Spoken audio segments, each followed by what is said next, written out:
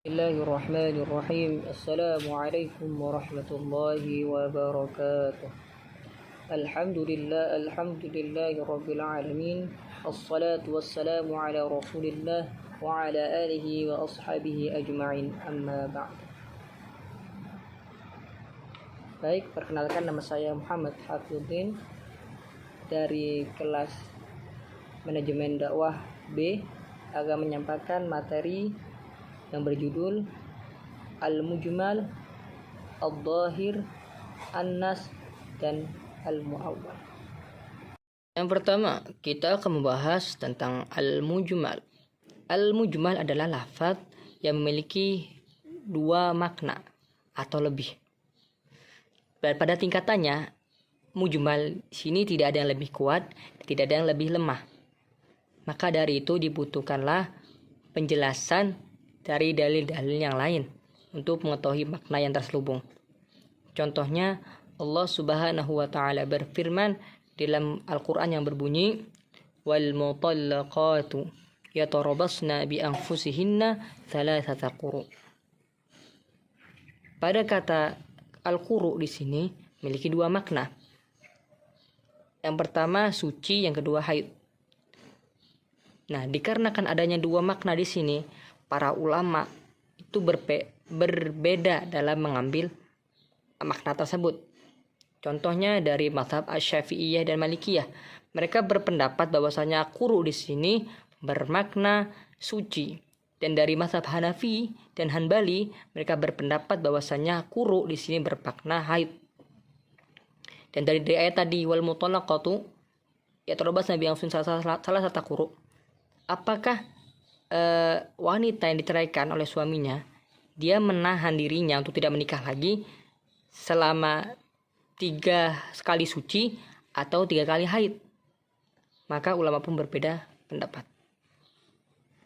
Dan dikarenakan bahwasanya mujmal di sini tidak ada pendapat yang lebih kuat dan tidak ada pendapat yang lebih lemah, maka umat boleh mengambil makna dari dua, mengambil makna dari salah satu dari keduanya sesuai dengan pandangan mazhab masing-masing. Sebelum kita membahas nas, maka kita harus memahami bayan. Apa itu bayan? Bayan adalah ikhraju syai'in min haitsu iskalin ila haitsu tajalli. Bahwasanya bayan itu adalah mengeluarkan sesuatu yang bersifat abstrak belum jelas kepada sesuatu yang menjadi jelas, atau idah, atau suatu kejelasan, atau mubayyan, bahwa nas. Bahwasanya mubayyan ini adalah an-nas. Kemudian an-nas adalah ma la yahtamilu illa ma'na wahid.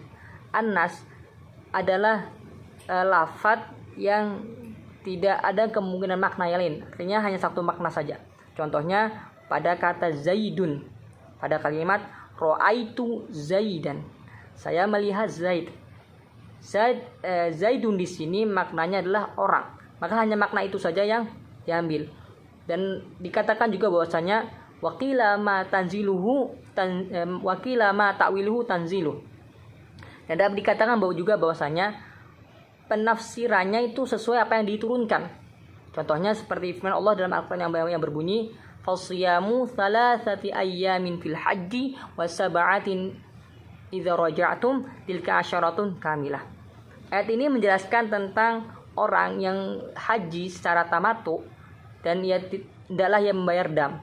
Apabila ia tidak bisa membayar, maka hendaklah ia berpuasa sebanyak 3 hari ketika dalam haji dan 7 hari ketika dia pulang. Dan semuanya itu puasanya sebanyak 10 hari. Kata tilka asyaratun kamilah ini adalah makna dari nas itu. Artinya kita berpuasa, orang-orang yang melakukan haji tamat, ia berpuasa 10 hari, bukan berpuasa 3 hari dan bukan berpuasa 7 hari. Nah, dan nas itu sendiri ini adalah tingkatan yang paling tinggi dalam tingkatan bayan. Kenapa? Fa innahu bimujarrad ma tanzil bifhamu ma'nahu. Nah, Karena ayat tadi, ayat yang fasyam salate amin wasabri idaroja atau mikal sengkamilah, ini dipahami secara langsung sesuai dengan turunnya Al-Quran itu. Kita membahas tentang dohir. Al-dohir adalah mah ihtamal al-amrayni ahaduhuma adharu minal akhar, yaitu adalah lafaz yang memiliki dua makna dan salah satu dari maknanya itu memiliki makna yang lebih jelas dari makna yang lain. Contohnya seperti kata al-asadu dalam kalimat ra'aitul yauma asadan, saya telah melihat singa. Secara makna dhahir, makna yang jelas itu al-asad di sini bermakna hewan buas secara dhahirnya. Dan ada makna al-haqiqi, yaitu adalah al-asad di sini menjadi sifat bagi orang yang pemberani. Karena dhahir ini sudah sangat jelas dan sehingga tidak membutuhkan lagi dalil-dalil atau petunjuk lain untuk menjelaskan lafaz tersebut. Contohnya dalam Al-Quran itu ada lafaz yang bentuknya perintah dan larangan, seperti la taqrabuz zina, aqimus shalah dan sebagainya. Yang terakhir kita akan membahas tentang mu'awwal. Mu'awwal adalah kalimat yang memiliki kemungkinan makna yang sangat banyak, dan biasanya makna ini masih bersifat abstrak sehingga kita perlu mengartikan kembali lafaz tersebut menggunakan petunjuk-petunjuk yang berdasarkan dalil agar maknanya menjadi lebih jelas. Sebagai contoh, Allah Subhanahu wa taala berfirman, "Was-samaa'a banainaha bi'aidin." Jika kita lihat dari kata bi'aidin artinya tangan. Bi'aidin ini jamak dari yadun, artinya tangan-tangan. Apabila kita memahami secara dhahir saja, maka Allah Subhanahu wa taala membangun langit itu dengan tangannya.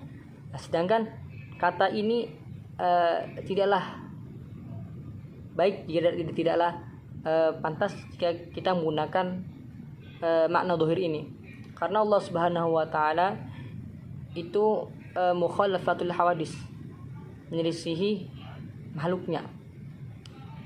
Dan di ayat lain Allah Subhanahu wa taala berfirman, laisa kamitslihi syai'. Allah tidak sama seperti makhluknya, apapun itu bentuknya. Sehingga ulama tafsir yaitu Abdullah bin Abbas ia menyatakan bahwa kata bi'aidin digeser maknanya yang dari dohir berupa yadun, digeser makna menjadi quwwah. Jadi Allah Subhanahu wa taala membangun langit dengan kekuatannya, dengan kekuasaannya. Mungkin hanya ini yang dapat saya sampaikan. Apabila terdapat kesalahan secara sengaja atau tidak sengaja, saya mohon maaf yang sebesar-besarnya. Berkata, Assalamualaikum warahmatullahi wabarakatuh.